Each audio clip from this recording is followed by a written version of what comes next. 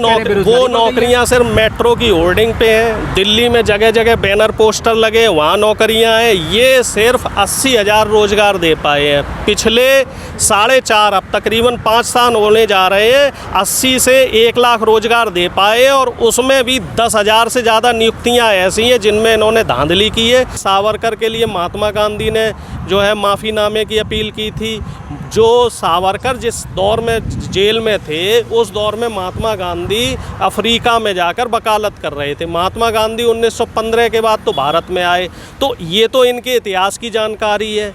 इनका इतिहास भी शून्य है, इनका सामाजिक ज्ञान भी शून्य है, और इनका विज्ञान भी शून्य है। सावरकर हो, गोलवलकर हो या नाथूराम गोडसे हो, ये सभी आतंकवादी थे।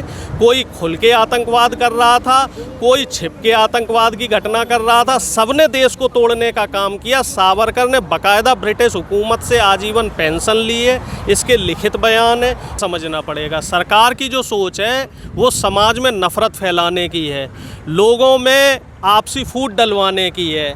इन्होंने जो लखीमपुर खीरी की घटना की थी, उस घटना की आड़ में ये हिंदू सिख दंगे फैलाना चाह रहे थे, जिसमें ये पूरी तरीके से नाकाम रहे। इनके मुख्यमंत्री और बड़े बड़े जो नेता हैं, ये खुद बयान देते हैं कि आप लोगों के ऊपर गाड़ी चढ़ाइए, आप किसानों को लट्ठों से बांधिए, आप किसानों के साथ दुराचार कीजिए, और जो जेल जाएगा 2 महीने 4 महीने, उसको हम उतना बड़ा नेता बना देंगे। ये बाकायदा रिकॉर्डेड बयान है मनोहर लाल खट्टर का।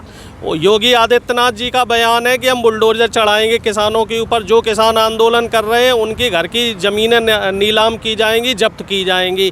तो आत्मविश्वास की बात अगर हम करें तो किसानों के आत्मविश्वास में भी पूरी तरीके से बढ़ोतरी है, और बीजेपी इस समय तानाशाही रवैया अपनाए हुए है, और आए दिन बीजेपी के किसी न किसी नेता का बयान, जो विवादित बयान आता है, वो विवादित बयान साफ तौर पे ये दर्शाता है कि इस समय भारतीय जनता पार्टी सत्ता के नशे में मदहोश है, और इन्हें जनता, जिस जनता के पास जाकर, जिस जनता के पैरों पे पड़ के ये लोग वोट मांगने आए थे और सत्ता में इनको बैठाया गया था, ये वही किसान है जिस किसान ने इन्हें वोट दिया था, इन्हें सर माथे पे रखा था। 2014 और 17 से पहले के चुनाव की बात की जाए तो इन्हीं किसानों से इन्होंने कहा था कि हम आपकी आय डबल कर देंगे, आपको MSP की सुनिश्चिति देंगे, आपके जो बकाया भुगतान है वो तत्काल किए जाएंगे। और उसके बाद हो क्या रहा है, बिजली हमारी महंगी कर दी गई, पानी महंगा कर दिया गया, खादें हमारी महंगी कर दी गई, बीज हमारा महंगा कर दिया गया, और ऊपर से अगर हम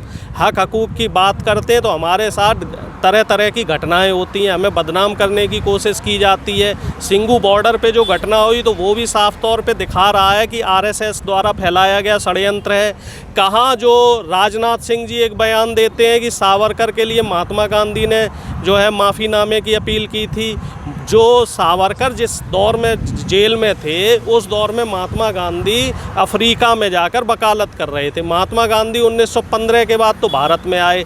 तो ये तो इनके इतिहास की जानकारी है, इनका इतिहास भी शून्य है, इनका सामाजिक ज्ञान भी शून्य है, और इनका विज्ञान भी शून्य है। विज्ञान इनका गौमूत्र और गोबर वहीं तक सीमित है, और इतिहास भूगोल इनका जो RSS की किताबों में लिखा हुआ है वहाँ तक इनको ज्ञान है। RSS की किताबों ने जो इतिहास लिख दिया है उसी को ये सच मानते हैं। सुलझा हुआ नेता कहा जाता था कि काफ़ी जानकार और सुलझा हुआ नेता, आखिर वो इन चीज़ों पे कैसे पड़ गए? भाई देखिए ऐसा है, भाई देखिए आप एक क्रोनोलॉजी समझिए, जो अमित शाह जी कहते हैं ना, क्रोनोलॉजी समझिए। दरअसल अब ये लोग सावरकर को भारत रत्न दिलवाना चाह रहे हैं, तो उसके लिए एक भूमिका रची जा रही है कि इसके पक्ष में महात्मा गांधी भी थे, इसके पक्ष में ये भी थे। जबकि हमें एक चीज़ अच्छे से समझनी पड़ेगी कि सावरकर हो, गोलवलकर हो या नाथूराम गोडसे हो, ये सभी आतंकवादी थे। कोई खुल के आतंकवाद कर रहा था, कोई छिप के आतंकवाद की घटना कर रहा था। सबने देश को तोड़ने का काम किया। सावरकर ने बाकायदा ब्रिटिश हुकूमत से आजीवन पेंशन ली है, इसके लिखित बयान है। और जितने भी RSS के लोग थे ये मुखबिरी करते थे ब्रिटिश हुकूमत की, और इसी वजह से एक भी आरएसएस का जो कार्यकर्ता है, 1947 का जो स्वतंत्रता संग्राम का आंदोलन हुआ, उसमें से किसी भी आरएसएस के कार्यकर्ता का कोई भी आज़ादी के आंदोलन में कोई भी योगदान नहीं रहा है। मैं संघियों से ये कहना चाह रहा हूँ कि आप 10 संघियों के नाम बता दीजिए जिन्होंने देश के लिए शहादत दी हो, शायद एक भी आदमी ऐसा नहीं मिलेगा। और मैं हज़ारों की संख्या में ऐसे संघियों के नाम बता सकता हूँ जिन्होंने हमारे देश के क्रांतिकारियों को जेल भिजवाने का काम किया, उनको गोली मरवाने का काम किया और उनके लिए मुखबिरी का काम किया। ये दलाली इनके खून में है, गद्दारी इनके खून में है। इन्होंने देश को तोड़ने का काम किया। ये वही आरएसएस या विश्व हिंदू परिषद थी जिसने मुस्लिम लीग के साथ मिलकर कांग्रेस के खिलाफ चुनाव लड़ा था और बंगाल में सरकार बनाई थी 1942 के दौर में, ठीक है। और ये वही आरएसएस है जिसने मुस्लिम लीग के साथ देश को 2 टुकड़े में बांटने की वकालत की, हिंदुस्तान और पाकिस्तान को। अब ये वही आरएसएस है अब जो देशभक्ति का हम लोगों को देशभक्ति के नाम पे भ्रम में फैलाने का काम कर रही है। तो हमें ये बताया जाए कि देश को आज़ाद होने के 52 साल तक आरएसएस का जो मुख्यालय है, नागपुरी मुख्यालय, वहाँ पर तिरंगा झंडा ये लोग क्यों नहीं फहराते? क्योंकि इन्होंने कभी तिरंगे को नहीं अपनाया।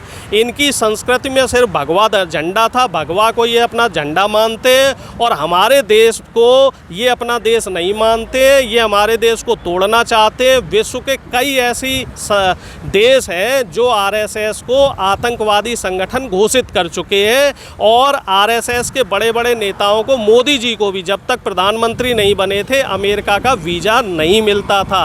गोधरा कांड के बाद मोदी जी की भी छवि अंतर्राष्ट्रीय रूप में धूमिल हो चुकी थी। तो इनकी संस्कृति वही है, ये देश को तोड़ते हैं धर्म के नाम पर, जाति के नाम पर, संप्रदाय के नाम पर और उसी के नाम पर ये सत्ता हथियाना चाहते हैं। देशभक्ति सिखाने के लिए हमें आरएसएस और गृह मंत्री जी और प्रधानमंत्री जी के भाषण की ज़रूरत नहीं है। हमारे देश के युवाओं को पता है कि देशभक्ति हमें कहाँ से सीखनी है। देशभक्ति हमें सुभाष चंद्र बोस बताते हैं, देशभक्ति हमें सरदार भगत सिंह बताते हैं, देशभक्ति हमें महात्मा गांधी बताते हैं। ये गांधी का देश है, ये भगत सिंह का देश है जिसे विदेशों में आज भी नमन किया जा रहा है।